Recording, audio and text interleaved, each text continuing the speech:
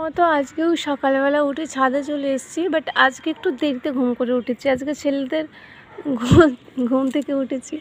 আজকে তো ছেলের স্কুল ছুটি 7টার জায়গায়, আজকে 8টার সময় উঠেছি, এখন বাজে 8টা 18। তো ছাদে এসেছি, কালকে বিকেলবেলা ছাদে এসেছিলাম বুঝলে। তো এই গাছগুলো যেহেতু মাটি খুঁড়ে সার দেওয়া হয়, তো ওই আমি তো আর জল দিই না, আরও অনেক আরও একজন দুজন জল দেয়, গাছে ভাড়াটে আছে, তো ওপর তুলে দেয় না, ওই সার শুদ্ধ মাটি শুদ্ধ নিচে পড়ে গিয়েছিলো। কালকে এগুলোকে ঝাঁট দিয়ে পরিষ্কার করে ওই টবে তুলে দিয়েছি, যে এই মাটিগুলো পড়েছিলো, দেখো দেখতে পরিষ্কার লাগছে না। আর আনাজের খোসা অনেকগুলো জমিয়েছিলাম, আলুর খোসা, আলুর বস্তা কেনা হয়েছে, তো কিছু আলু পচে গিয়েছিলো। এই যে আলু পচা, ওলকপি একটা নষ্ট ছিল, একটা না দুটো, তো ওই সব গাছের গোড়ায় একটু একটু করে দিয়ে দিয়েছি বুঝলে। ওপরে দিয়ে দিয়েছি যাতে জল দিলে না মাটিগুলো যেন না নিচে পড়ে। আর কালকে অনেকটা পরিমাণ জল দিয়ে গেছি বলে দেখো গাছে কত ফুল ফুটেছে, দেখেছো। এই টগর ফুলের গাছটাতেও ভালো ফুল দিচ্ছ না, কিন্তু এটাতেও এখন অনেক অনেক ফুল দেয়। আর এই গাছটাগুলো না দেখেছো কত ফুল ফুটেছে। ওই গাছটা না এই অপরাজিতা ফুলই, বাট থোকা থোকা হতো, বাট এখন ওই গাছটাই ফুল দেওয়া কমে গেছে, এই এদিকের গাছটাই খুব দিচ্ছে।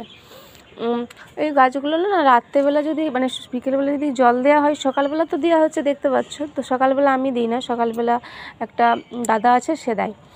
তো যদি রাত্রেবেলাও বিকেলবেলাও জল দেওয়া হয় তাহলে অনেকগুলো করে ফুল ফোটে, নইলে এত ফুল ফোটে না।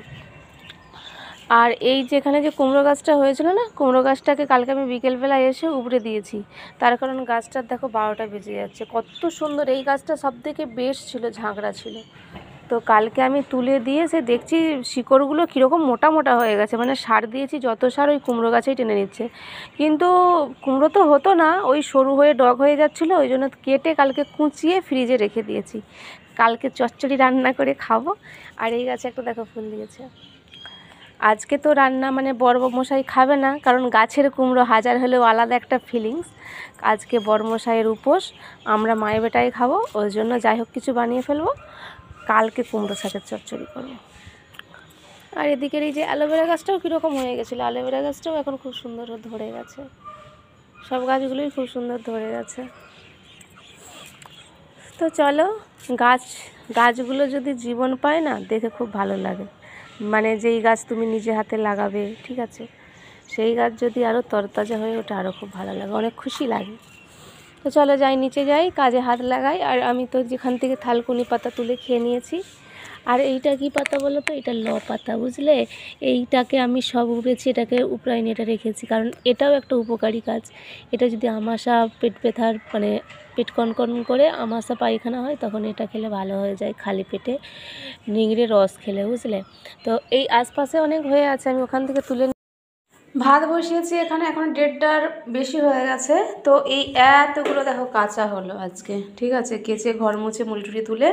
তো এখন বড়মশাই চলে এসছে, আজকে যেহেতু তার উপোস, এই যে দেখো সাবু মাখা করে দিচ্ছি। ফল আছে, কালকে আমি ফল কিনে নিয়ে আসছি, কিন্তু ফল কাটিনি, ঠিক আছে। ও কালকে পুজো দিয়ে নারকেল ছিল, নারকেলটা বেশ নরম ছিল, ঠিক আছে, না রেখে দিয়েছি।